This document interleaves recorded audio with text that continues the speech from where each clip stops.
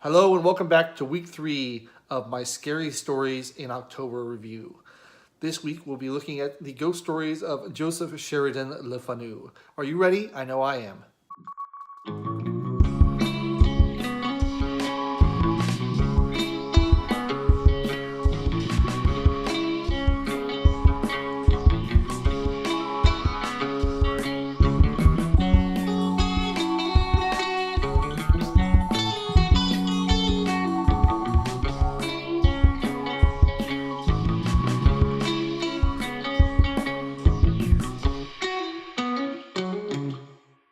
All right, so this week I want to talk about the best ghost stories of Joseph Sheridan LeFanu. This is a collection by Dover Publications that I have. I like Dover, they put out a lot of good stuff. It's not his complete ghost stories, but it's about 500 pages worth, which should be enough for anybody. Now, who was Joseph Sheridan LeFanu, also known as J.S. LeFanu? He was an Irish writer born to French ancestry, but mainly grew up in Dublin, comes the Irish genes in him.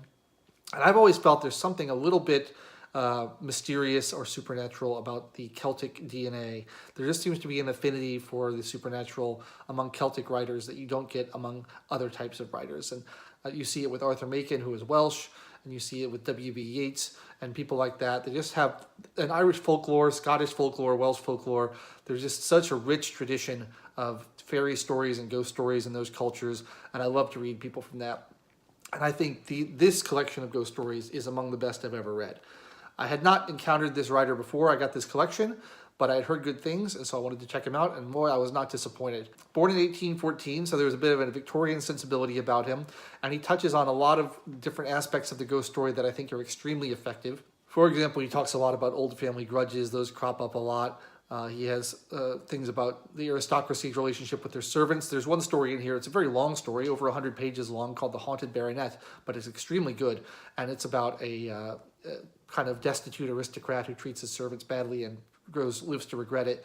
Lots of twists and turns in that story, not at all what you'd expect. It goes a lot of different places. It could easily have been a 30-page, very predictable ghost story, but instead it's a 100-page, very unpredictable, very interesting ghost story. I like that one a lot. There's another one called Green Tea that's very famous. I thought that was very effective. It's about someone who is studying basically the occult and old religious stories from pre-Christian days, and he gets haunted by some kind of familiar or hallucination that won't leave him alone and follows him around. And that one was particularly affecting for me because on my shelf back here, I have a book about hallucinations, and it describes several real-life cases that are almost identical to what you see in Green Tea. So this is a very well-researched phenomenon and actually does happen in real life. So that was a very effective ghost story, I think. And he has a lot of those type of things, old wills, old family grudges. It's a lot of the kind of stuff you don't see in a lot of modern ghost stories, but it's certainly typical of the era. And it's the kind of stuff that people were thinking about and had dwelling on their minds and were worried about back in the Victorian times, especially in Ireland. There's a early vampire story called Carmilla in here, which is very effective, sort of helping to define the vampires as a genre.